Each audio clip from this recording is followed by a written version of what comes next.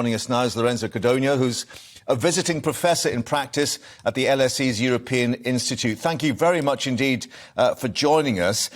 First of all, just to speak about Giorgia Meloni herself, critics say that she carries the baggage of the fascists. The party logo even has this tricolour flame that was the fascist badge.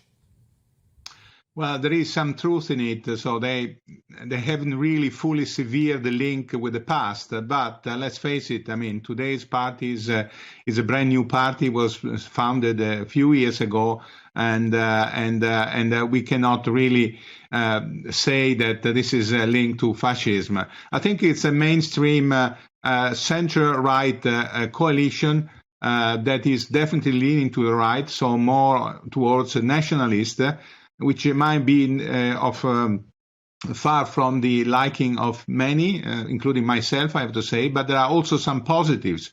First of all, the current coalition won an outright majority in both houses, and the margin will be sufficiently large to guarantee stability for a while.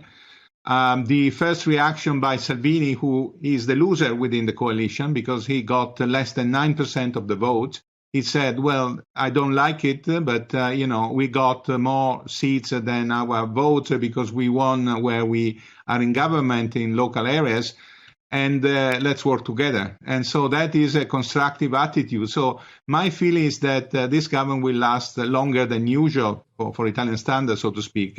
Right. This is good news for Italy. But, well, you say good news, but there are those who are worried about the stance that she particularly has outlined. I'm just looking at what the Brothers of Italy have talked about. A naval blockade on migrants, and Meloni talking about her belief that white Christian civilization is under threat.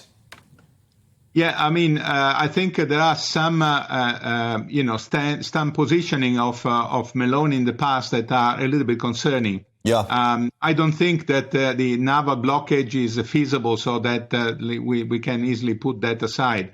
But clearly, there will be a nationalist, right-leaning attitude.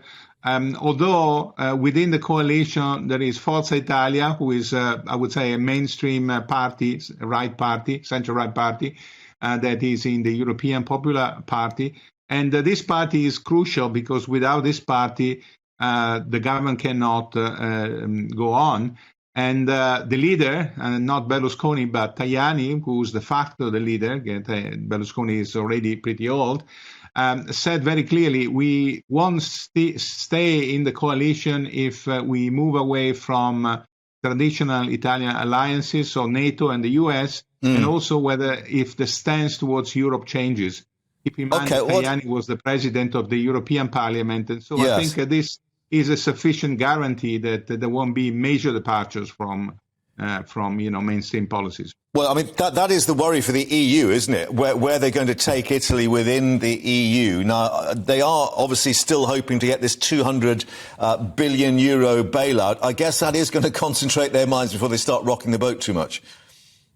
Absolutely, absolutely. I think this is the key point. I mean, when you have such a strong incentive, you cannot rock the boat. I think the new coalition will be willing to put its flag on the package, on the program. So that's why they are insisting on some changes. So they want to say this is our program, it's not Draghi's program. Right. But and I think there might be some issues on some specific reforms, such as competition or justice. But other than that, I think there is a strong incentive to continue on the same program that was set by the previous government. Last quick thought, how is Italy going to react to having a young female prime minister? Well, that is a positive, I would say. I mean, it was time for Italy to have a female prime minister, and I think this is a good occasion for having this kind of change.